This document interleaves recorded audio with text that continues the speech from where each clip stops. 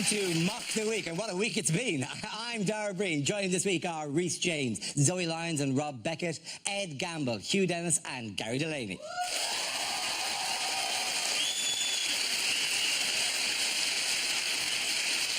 We start with a round called If This Is the Answer, What is the Question? On the board are 6 categories. Rhys, which category would you like? Home news, please, Dara. Home news is the category.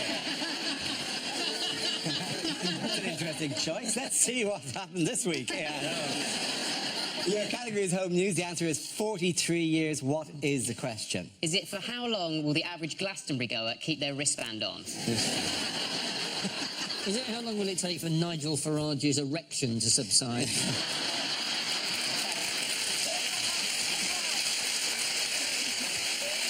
Is it, if Jeremy Corbyn asked the Shadow Cabinet for a high five, how long would they leave him hanging? Is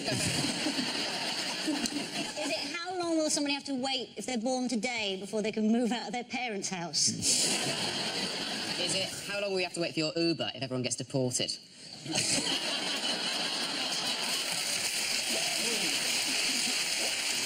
Is it how long does Rob take to brush his teeth?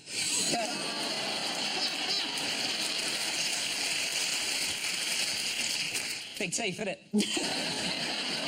Is it, what's the age difference between Cher and parts of Cher? Is it how many years has Jeremy Corbyn had his shirt? Is it the average age of the Russian under-21 gymnastic team? Does anyone know the correct answer? On which wedding anniversary is it traditional to give them some time apart? But actually, I think it's how long have we been in the EU? Absolutely right. Thank you very much. Cheers. The question I was looking for was, how long has the UK been a member of the EU before Thursday's momentous referendum vote to leave? How have people reacted to the result? I'm pretty furious with my granddad. I mean, I was only being nice to him to get the inheritance, and now his vote has made the inheritance worthless. There's been a big age divide, though, hasn't there? A lot of the older people have voted to leave, and a lot of the younger people have voted to stay. And I just think if you are a person over 65, I'd avoid stairs for the next 10 years. I think we could have prevented that, though, by making it an internet vote.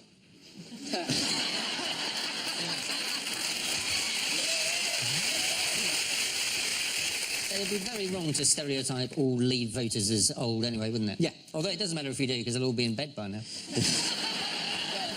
Statistically, 4,000 of them are already dead. If we just... It's going to take 2 years to leave. If we just held the referendum in 2 years, it would have been a landslide. Yes, it's very, very disappointing. Some people felt it, you know, it's a trait of the British people, the desire for sovereignty, the desire for independence, all that, you know. Yeah, it was a big war cry, wasn't it, to get Britain back, you know, and that's already started. The currency is already back to a point that it was in 1985, so I mean, it's clearly working. When Sunderland voted to leave, I thought maybe they thought they were voting to leave Sunderland. Would I like to leave? Fantastic. If I go in, I just tick yes, I go into another booth and suddenly, like Mr. Ben, I'm not in Sunderland anymore. I think the Cornish voted to leave as well, didn't they? Cornwall voted to leave because they think it's going to give the fishing industry a boost, which it probably will, because fish will become our currency when...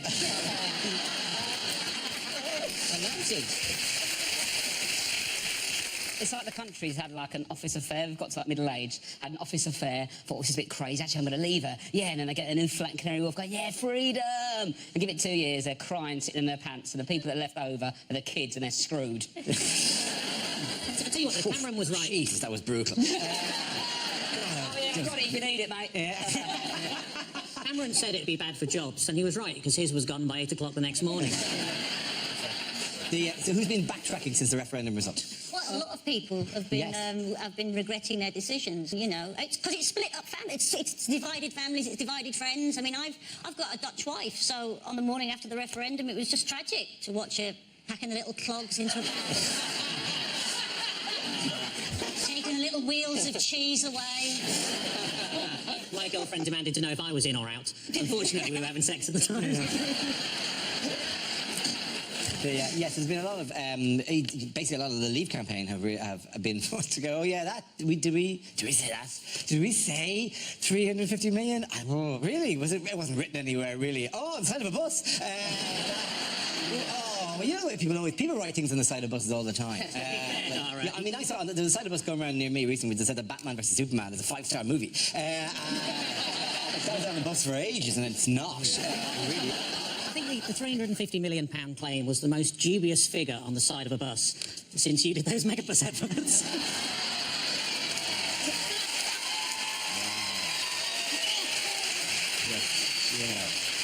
I couldn't let that one lie. I understand people having regrets about it, because we all have regrets about things, you know. I have many regrets, usually they're connected to a hangover, but I've never woken up in the morning and gone, my God, did I cause the currency to crash last night? It's quite a hangover, isn't it? Yeah. Well, people rarely, when you wake up after a bad night, hand you a graph. Oh dear, this looks bad. Well, now we've got control of our borders, people are saying that the population could go down by as much as 5 million people, or Scotland, as they... Well, I mean, the Leave campaign wanted to bring more manufacturing back into Britain, didn't they? That was their thing, and they've started with the truth. They've just started manufacturing their own truth in Britain.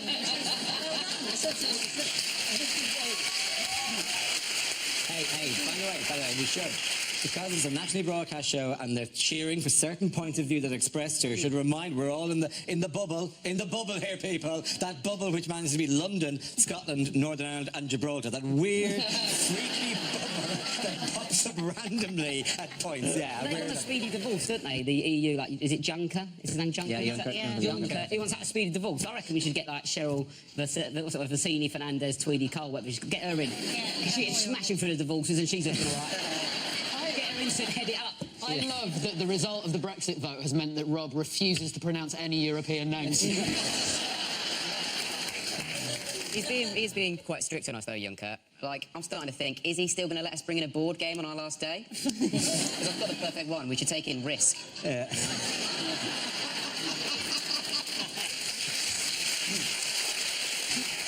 least we could use Brexit now, can't we? Like, if I just don't achieve what I want to in my life, I can be like, Brexit, on it. Nothing to do with me having no drive or, like, a positivity. It'd just be like, did you get the milk? Come on, Brexit, give me a... I can't get a boner. Brexit, leave me alone. Why don't you just call it a full English Brexit? Yeah. Well, I had a bit of a result because I actually put £100 on us to leave at 10 to 1, and I've put that towards my holiday, so €25 now from the holiday.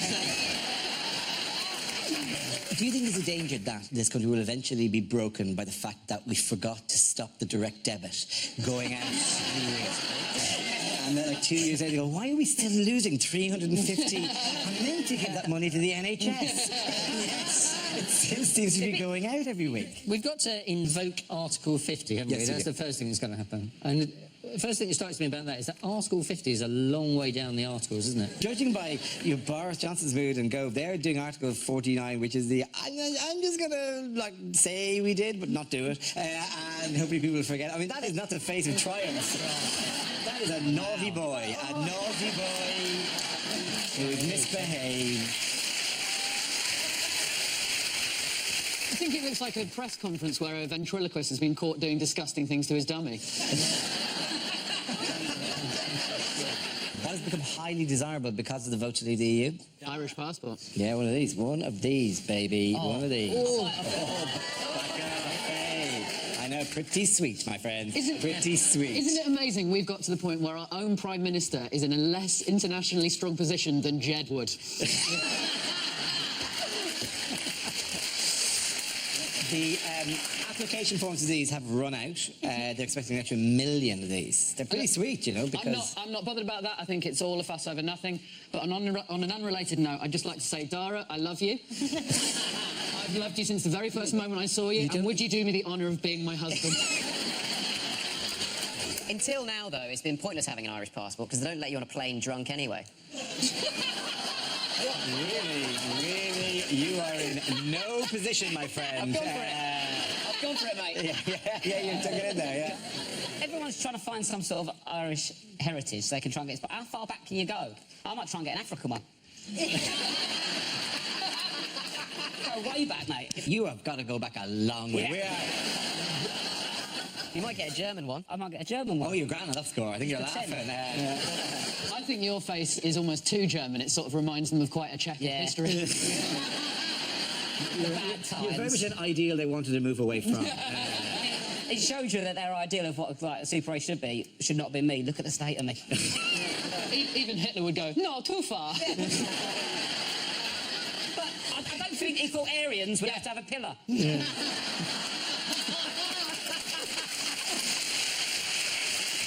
Okay, at the end of that round, the point's going to rob Zoe and Reese.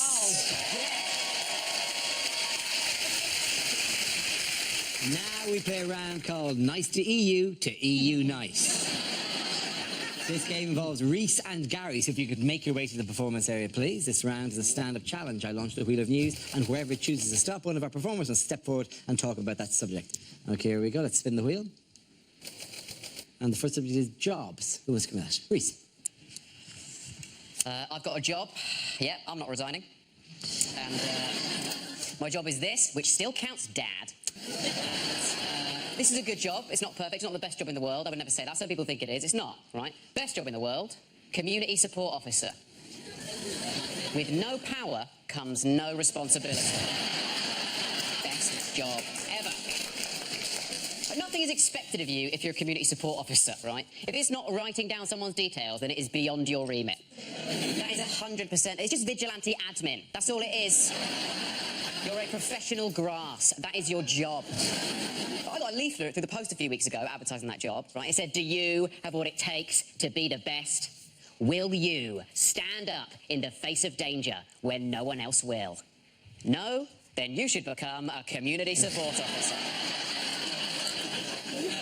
In the hierarchy of law enforcement in this country, it goes Army, Police, British Transport Police, Ticket Inspector, Traffic Warden, Park Ranger,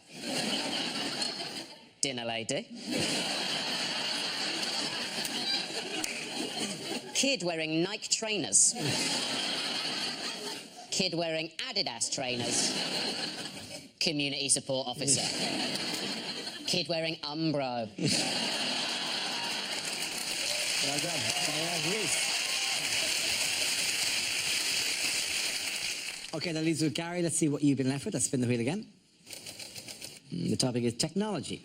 Okay, where you go.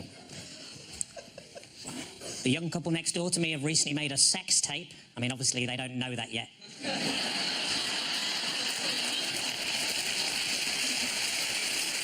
The hardest part of making skimmed milk must be throwing the cows across the lake.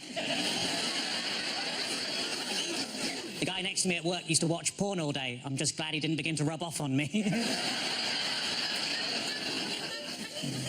I think if I was to try revenge porn, I'd just post naked pictures of myself online so everybody would know how low my ex's standards were. When answering the security question, place of birth, apparently vagina is not an acceptable answer. It's been a tough week. I got myself a memory foam mattress and now it's trying to blackmail me. I've currently got a stalker, but you probably can't tell in these trousers. A friend of mine was killed by the big C. He was walking past Curry's and the sign fell on his head. I was watching TV and the announcer said there's a documentary about the clitoris on the red button, but I couldn't find it. Thank you. Very good. Points there for Biden lady. Come on back.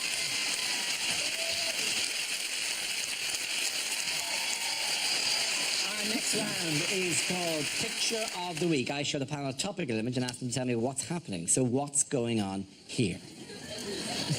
Is this Jeremy Corbyn training for his new job at a McDonald's drive-thru? Is he saying to it, are you sure this is the most modern Bluetooth headset you've got? Is he saying, please hold, your resignation is important to us. Please hold. Is he playing Call of Duty and saying, why are you shooting me? I'm on the same team as you. This keeps happening. Just going through the whole phone book going, hello, would you be interested in becoming a member of the Shadow Cabinet? Are you the householder in this house? Well, okay, your parents aren't in. Okay, would you be interested? Is this Madonna has finally found a backing singer her own age?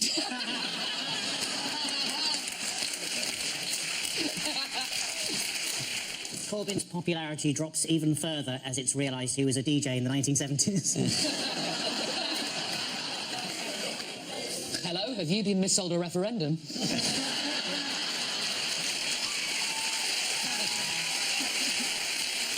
And you know the correct answer?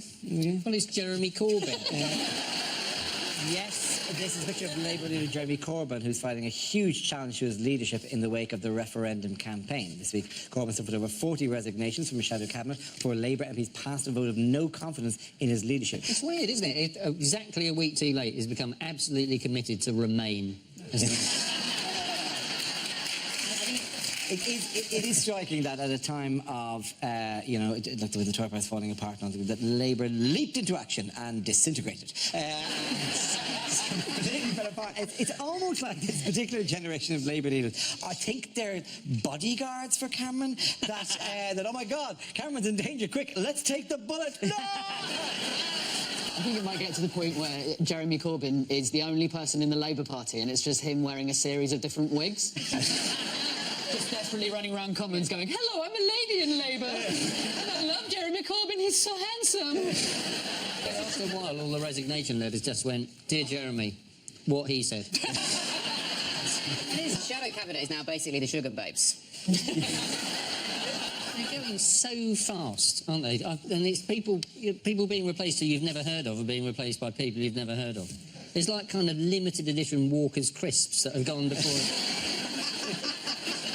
you've ever had a chance to You try think them. the Shadow Environment Secretary was that fennel and gooseberry flavour that no one really went for, yeah. I think Jeremy Corbyn's big problem was that he supported Remain about as enthusiastically as most Labour MPs support Jeremy Corbyn. You know what? He wanted a new kind of politics, didn't he? Tick. But he's going to be tremendously difficult to shift, isn't he? Because he's still got enormous support in the Commons, mainly from the Tory party. He's like the old lady who won't move when the motorway has to be built. Yeah. And refuses. So the road is going to have to just go around you, pet. Like that farm in the middle of the M62. Just that guy just going, nope. Yeah. What was Deputy Labour leader Tom Watson up to when the news broke? He was at Glastonbury. He was getting ahead of the game. He was trying to convince Adele to become Shadow Foreign Secretary. That's Tom, yeah, that's good. He was there. He posted loads of, I think it was on Snapchat. He posted the picture of him in the silent disco tent. And then the following morning, somebody took a picture of him at the train station, returning to London, finally having turned his phone back on. And going, you have 637 new messages. What's going on? It's supposed to be like, no wonder Labour's in turmoil. It's like, oh no, where's Jeremy Corbyn? Oh, he's in hiding. Oh, he's gone to gay pride. Oh, where's Tom Watson? He's at Glastonbury. What's Andy Burnham's at a phone party. He'll come back later. It's supposed to be adults.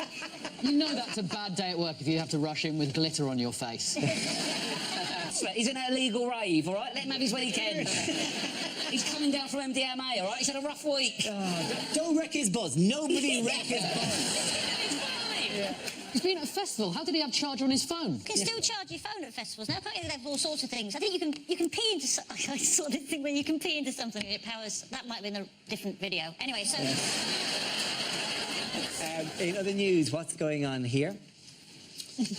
Well, Too soon, is this? This has got to be the shittest week ever, isn't it? Wait till we get to the bit of it. Andy Murray abducted by an alien. Not now. Is it all... one big hand, one little hand. I never noticed that before about Joe Hart.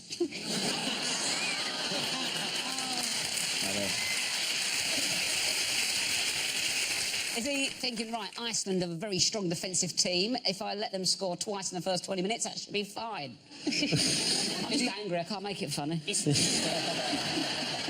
he saying, I know this team like the back of my hand? Hang on, what's that? Is this the runner-up in the National Resigning Championship? Oh, well, it's only 5 more days till France would have knocked us out anyway. Is he saying, Jamie Vardy's right, these electronic tags are really uncomfortable? Is he going, right, OK, what time is kick-off? I should have enough time to mark up my resignation before the kick-off. Oh, God, I'm too angry. It's so sad. It's going to be all right, isn't it, Dara? Everything. You know things. Okay, man. What's Timmy Pete reckon?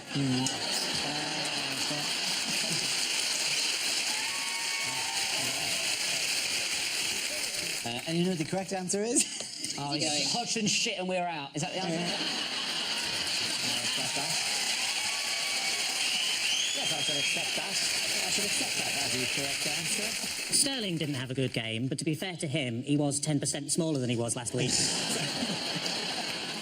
We got beaten by a team with basically all the same surname. It's like losing to a school team in Norfolk.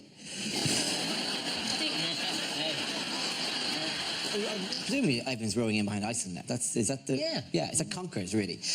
You go like all of your things get passed on to whoever wins. Iceland now own England. And I for one welcome our new Icelandic overlords.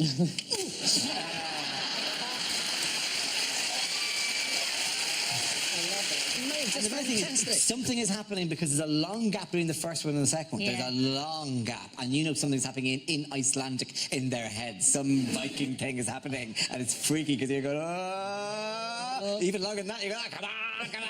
And then when they know the time has passed. It's just a glorious thing. What was happening in that gap was they were scoring 2 goals. Yeah.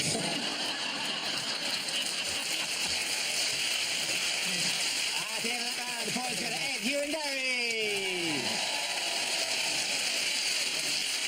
Now we come to scenes we'd like to see. So if everyone can make their way over to the performance area, I'll read out this week's topics and then we'll see what our panelists can come up with. Okay, here we go. The first subject is unlikely film trailers. Referendum 2. We'll keep doing it until we get the result we like. From the director of Batman vs Superman, a heartfelt letter of apology for wasting our time.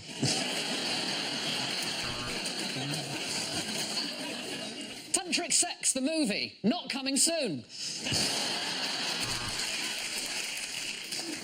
The new all-female Ghostbusters. The CGI looks amazing because we saved 30% on actors' wages.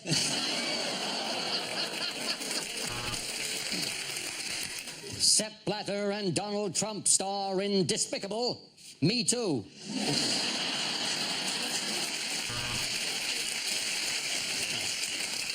Thanks to an unfortunate typo, it's the most one-sided action film ever. Allen versus Predator. Just when you thought the service couldn't be any more appalling, Southern Rail present Snakes on a Train.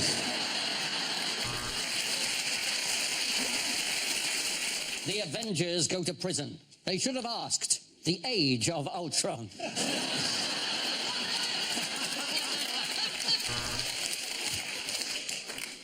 The greatest trick the devil ever played was charging £9 for Fanta and popcorn. It's a fucking lot, isn't it? In his most important role to date, Danny Dyer is Emmeline Pankhurst. But in the rest of these charts, he's pissed off! The sequel you hoped they would never make. The Martian 2. 101 dull Martians.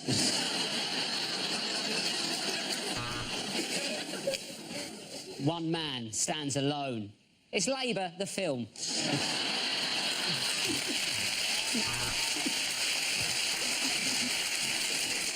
It's the autoerotic asphyxiation thriller, Die Hard.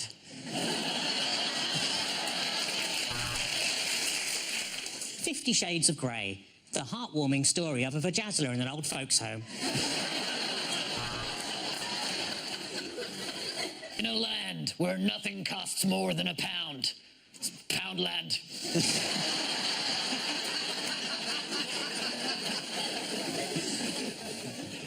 Referendum 4. Now Ant wants to leave deck.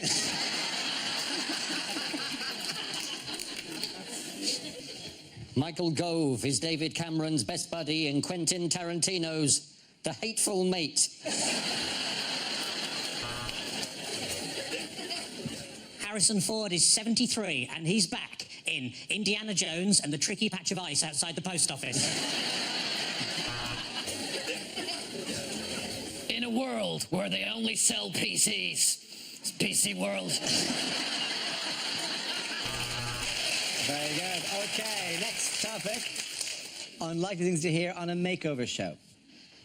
Look, Gotwan, I know you're trying to build my confidence up, but you can stop grabbing my tits and shouting bangers.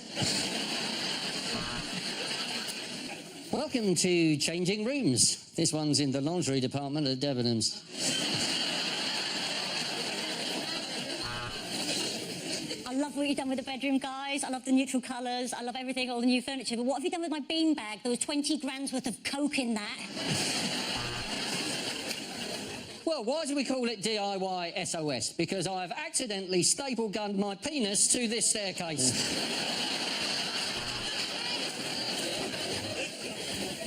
Welcome to Straight Eye for the Straight Guy, where the advice is always spray Lynx on your crotch. Mrs. Patterson says her downstairs is a little damp. Don't worry, Alan Titchmarsh has that effect on a lot of women your age. When Susan approached us, she was overweight, she had terrible hair, and her self-esteem was at rock bottom. But now, thanks to our team, she's got a new kitchen.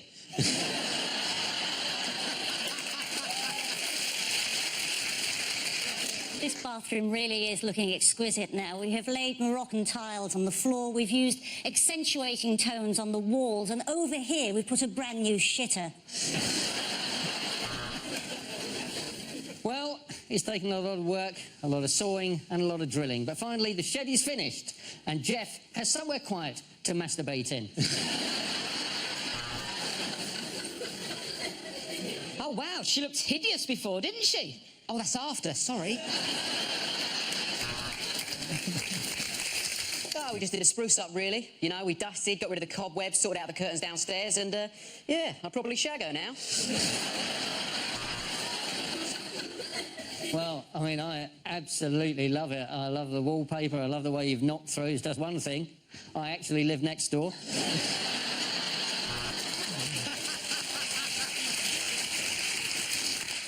I showed this couple from Sussex a delightful little semi earlier and said if they touch it, I'll do up their house.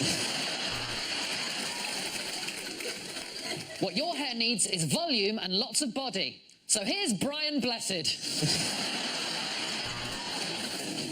Why did you give me your teeth?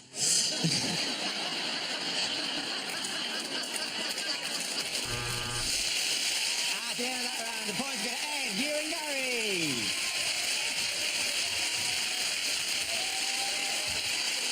That's the end of the show. This week's winners are Rhys James, Zoe Lyons and Rob Beckett. Commiserations to Ed Campbell, Hugh Dennis and Gary Delaney. Thanks for watching. I'm Dara Breen. Good night.